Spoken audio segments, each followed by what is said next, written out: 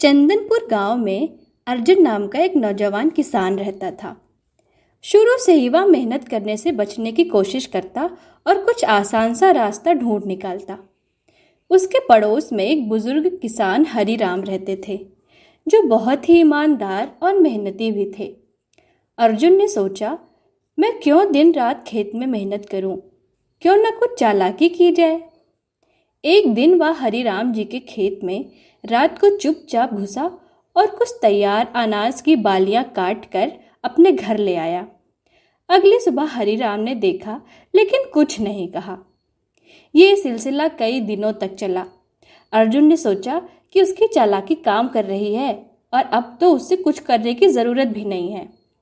एक दिन हरिराम ने गांव के सरपंच को बुलाया और चुपचाप अपनी बात बताई। सरपंच ने कहा, उसे तो रंगे हाथ पकड़ना पड़ेगा।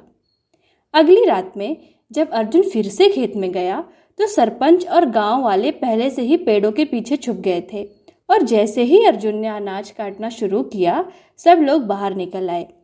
अर्जुन बुरी तरह डर गया। उसने हाथ जोड़े और बोला, मुझे माफ कर दो, मुझसे गलती हो गई और अब मैं ऐसा कभी नहीं करूँगा।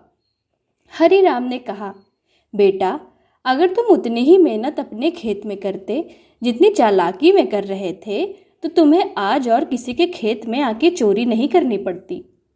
सरपंच ने सबके सामने कहा, हर किसी को अपनी मेहनत पर विश्वास करना चाहिए। धोखे से मिली चीज कभी सुख नहीं देती। अर्जुन को अपनी गलती का बहुत पछतावा हुआ। उसने उसी दिन से मेहनत करने की ठान ली।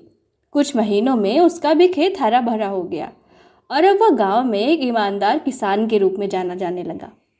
और इससे हमें यही सीख मिलती है कि धोखे से मिली रोटी कभी तृप्ति नहीं देती, कभी सुकून नहीं देती। मेहनत ही सच्चा रास्ता है जो आत्मसम्मान और सफलता दोनों देता है। और अगर आपको मेरी कहानी अच्छी लगी तो मेरे चैनल कलरव को ज़रूर सब्सक्राइब करें, शेयर करें और लाइक करें।